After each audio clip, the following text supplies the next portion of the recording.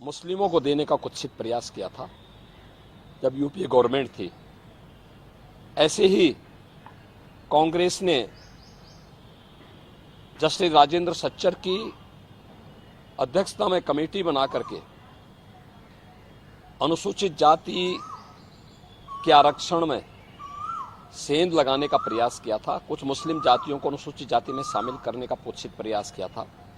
BJP और NDA ने उसका विरोध किया था।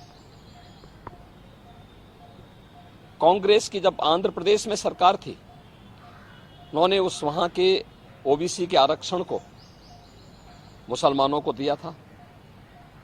कांग्रेस की कर्नाटक सरकार ने मुसलमानों की सभी जातियों को ओबीसी में शामिल करके ओबीसी के आरक्षण में सेंध लगाया है। वेस्ट बंगाल के अंदर टीएमसी ने 2010 में 118 मुस्लिम जातियों को ओबीसी में शामिल करके पिछले 14 वर्ष से लगातार ओबीसी के आरक्षण के अधिकार पर उन्होंने पूरी तरह एक प्रकार की डकैती डाली है।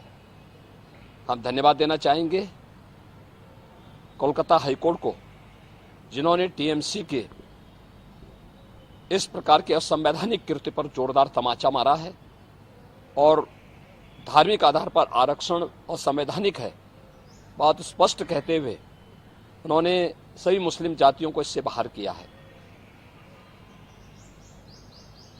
इसी प्रकार से बिहार के अंदर लालू जी पहले ही बोल चुके हैं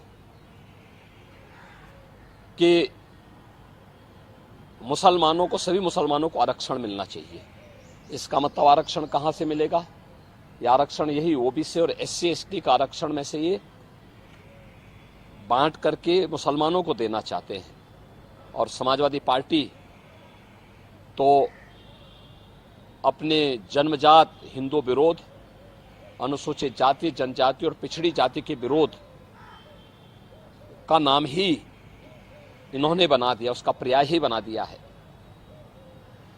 चाहे वह राम जन्मभूमि का विरोध रहा हो, राम भक्तों पर गोली चलाने का रहा हो, या फिर 2012 और 2014 के अपने इलेक्शन मैनिफेस्टो में समाजवादी पार्टी ने मुस्लिमों को आरक्षण देने की वकालत की थी और यहां तक इन्होंने शरारत की थी कि तुष्टीकरण की हद बात करते हुए उत्तर प्रदेश के अंदर, उत्तर प्रदेश की उस समय की 20 करोड़ की आबादी की सुरक्षा के साथ खिलवाड़ करते हुए पीएससी की 54 कंपनियों को इन्होंने समाप्त किया था।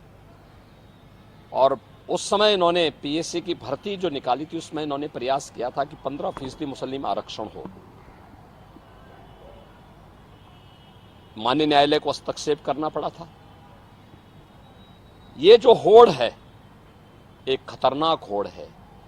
बाबा साहब भीमराव अंबेडकर ने विरोध किया था इसका, मुस्लिम आरक्षण का, क्योंकि देश धर्म के आधार पर विभाजित हुआ था और उन्होंने कहा था कि धर्म के आधार पर कोई भी आरक्षण देश के अंदर नहीं होना चाहिए।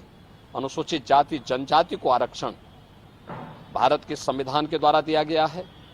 मंडल कमीशन की सिफारिशों के आधार पर ओबीसी को आरक्षण का लाभ दिया गया है।